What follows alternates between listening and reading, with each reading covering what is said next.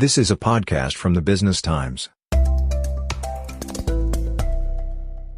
Welcome to Wealth with BT, hosted by Genevieve Cua. In this episode, learn how to preserve your wealth beyond 3 generations and how this wealth transfer process can be simple. This episode is brought to you by Pictet Wealth Management. Hi there, I'm Genevieve Cua, Wealth Editor of the Business Times. You've heard of the saying, shirt sleeves to shirt sleeves in 3 generations. Almost every culture has a similar saying. In Japan, it goes rice paddy to rice paddy in 3 generations. And in China, it said simply, wealth never survives 3 generations. This seems to be the pattern among families and family businesses. You may know or have read of families who fall victim to this cycle. The first generation builds the wealth, the second generation maintains it. The third and younger generations have no memory of what their elders endured, and so they fritter the wealth away. In this episode, we're going to talk about intergenerational wealth transfer. This refers to the process of passing down wealth to younger generations. This is a megatrend in wealth management, particularly in Asia, where millionaires and billionaires are created at a very rapid clip. There are various estimates of how much wealth is involved in this transfer. A study by WealthX finds that globally, around 680,000 individuals with a net worth of $5 million or more will transfer their wealth by 2030. Collectively, the wealth to be transferred is as much as $18 trillion. In Asia, WealthX expects around $2.5 trillion of wealth to be passed on to the next generation. The wealthy in Asia tend to be younger, and this may suggest that planning is not needed for another few decades. But the trend, as WealthX points out, is that wealth transfers are happening at younger ages. The average size of the estates in Asia is estimated to be more than $500 million. The process of passing wealth to your children and grandchildren may be simple if your wishes are clear and you have already established structures like a will and a trust to ensure a smooth transition. And perhaps there is no family business involved, or the process may be very complex, especially if there is a lot of wealth and family members are based in many jurisdictions. The transfer may become even more challenging when marriages fail and spouses fight. Complexity may not even necessarily depend on the amount of wealth.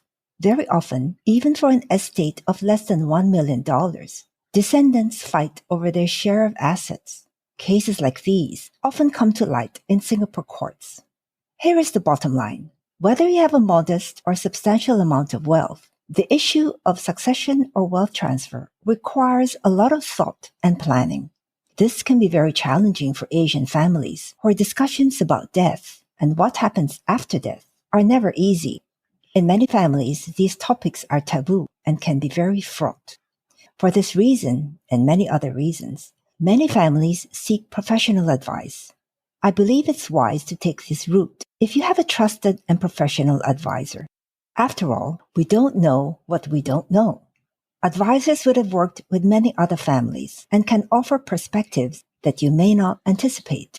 Regardless of the size of wealth, the ultimate objective is that the family stays together and their wealth also remains intact and grows. Before going further, I have to say I'm neither a lawyer nor a financial advisor. In a couple of minutes, we'll have an expert from Pictet Wealth Management, Angie Han, Head of Wealth Planning for South Asia, to tell us more about wealth planning and transfer.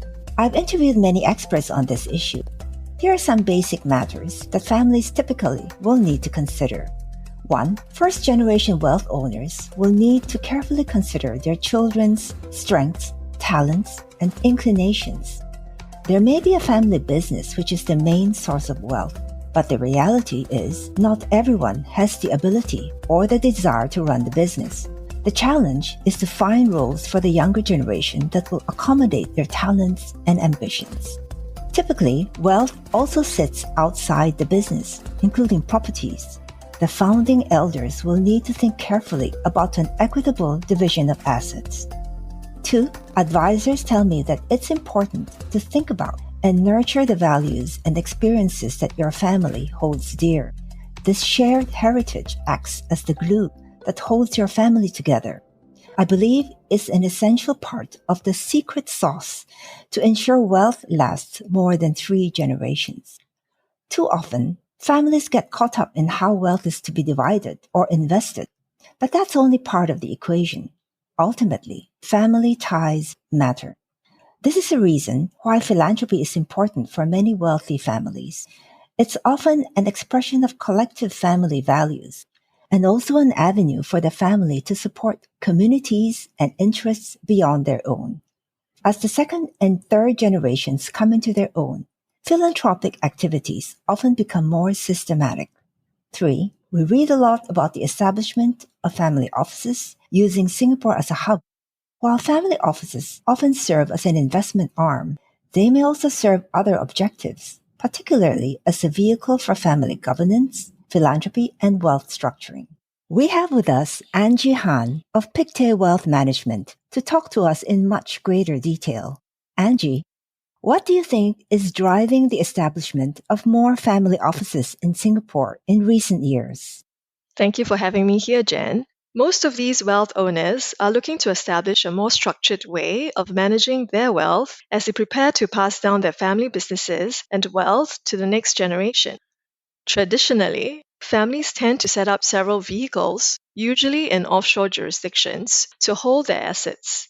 But with the introduction of global initiatives to counter aggressive tax planning strategies, using offshore tax havens and ensuring transparency, that is the common reporting standard, and economic substance laws in offshore jurisdictions, there has been a trend for families to move their structures onshore. The family office regime in Singapore offers them an attractive option to consolidate the management and ownership of assets in a single structure. The discussions we have with these wealth owners on setting up a family office allow them to think about how they want to shape their legacy, whether it's about a business brand or a family name, and how they want to pass it on.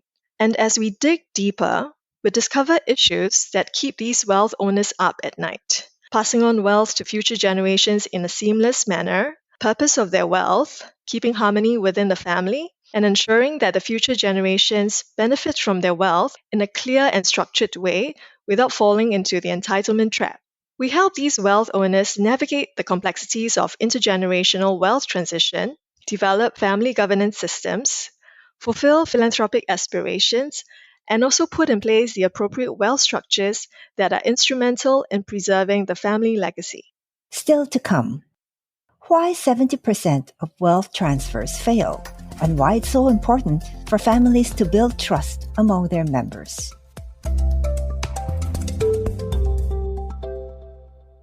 And now, back to Wealth with BT, brought to you by Pictet Wealth Management. Angie Han of Pictet Wealth Management. Angie, what do you mean by seamless transfer of wealth, and how do we achieve that?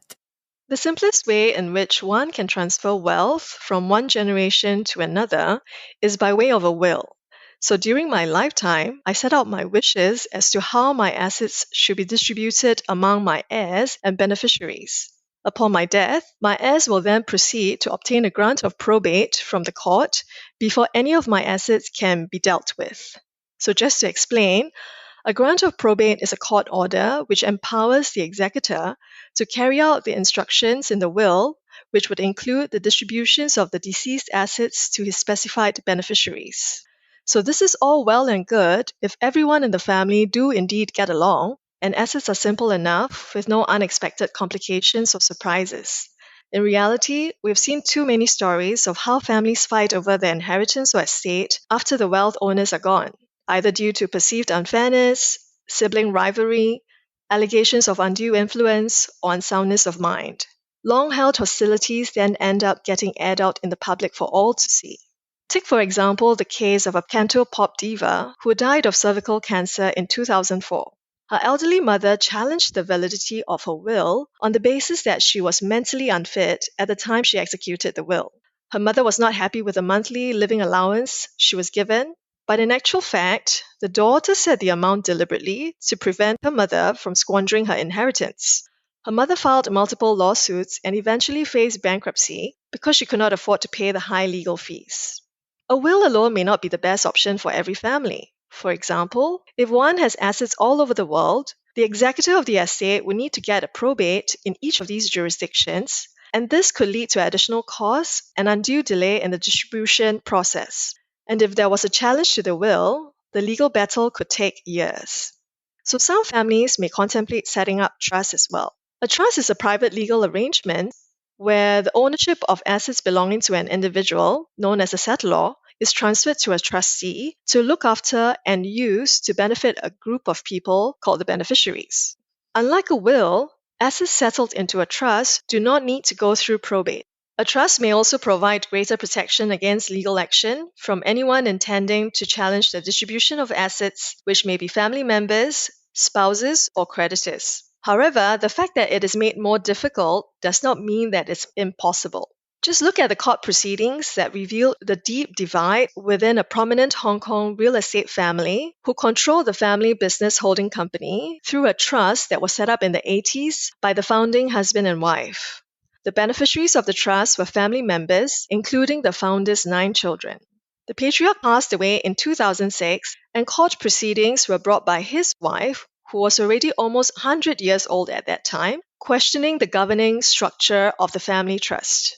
The family was split into 2 camps, one that supported the third son, who was the group chairman and largest trust beneficiary, and the other supporting the mother, who was alleged to be manipulated by the other sons. In this case, it is unfortunate that the trust structures failed to preserve family unity. But research shows 70% of intergenerational wealth transfers fail. Why is that? It is interesting that none of the failed transitions could be blamed on poor legal preparation, inadequate financial advice, or improper tax preparation. Rather, they are largely caused by breakdown of communication and trust within the family. In order for the family wealth to survive beyond 3 generations, all generations will need to engage in education and communication on the various dimensions of the family wealth. Traditionally, the focus of wealth owners is on material wealth or assets that have monetary value. However, not enough time is spent discussing the intangible assets such as family values and the family's vision for the future. It is important to identify the family mission as well as a strategy to achieve it.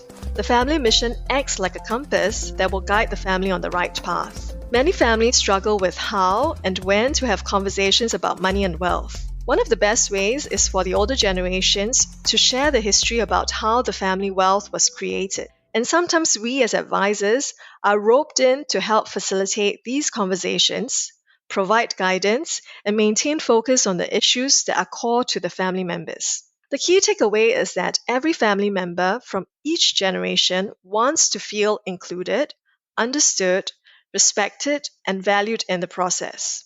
Take, for example, another Taiwanese family that owns one of the world's largest shipping companies and airlines. The founder's sons from different wives have been fighting each other for control over his inheritance since his death a few years ago.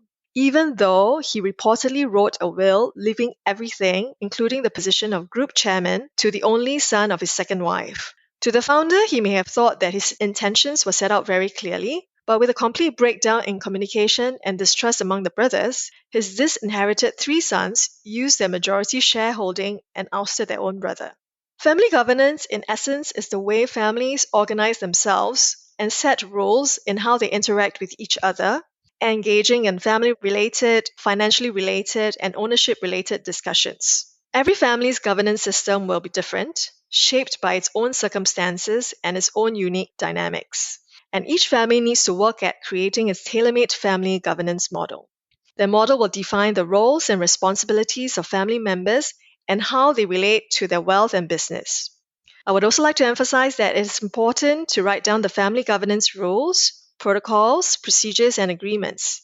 It probably wouldn't be as effective if one were to rely on informal understanding. This written document is commonly known as a family constitution or family charter. How does philanthropy help with the transfer of wealth? One of the most powerful and meaningful ways to engage family members is through philanthropy. Typically, families support causes they are passionate about by giving their time, leadership, and financial support. So, for example, one can find a cause that resonates with younger family members, such as climate change or saving endangered animals. Simply having a conversation with them about what they believe in, how they would like to help, and how they can make an impact provides a platform for all generations to connect and pass on the shared family values. This is especially important for those family members who may not be interested in the business side of things or be inclined commercially. It will be interesting for the younger family members to be given freedom to direct a portion of the family's giving and in the process learn accountability, important presentation and decision-making skills, and the value of money, governance, and stewardship in a non-threatening nor combative environment. That was Angie Han of Pictet Wealth Management. There you have it. Wealth transfer is a weighty topic, and I hope you've picked up insights in how to approach it. Until the next episode, thank you for listening. This episode of Wealth with BT was brought to you by Pictet Wealth Management. That was a podcast from the Business Times. Send your feedback to podcast@sph.com.sg. Find us on Apple, Spotify, Google Podcast or via the Google Voice Assistant Amazon-enabled devices. For more podcasts by The Straits Times, The Business Times, and Money FM 89.3, you can also download the audio by SPH app. That's AWEDIO. This podcast is meant to provide general information only. SPH Media accepts no liability for loss arising from any reliance on the podcast or use of third parties' products and services. Please consult professional advisors for independent advice.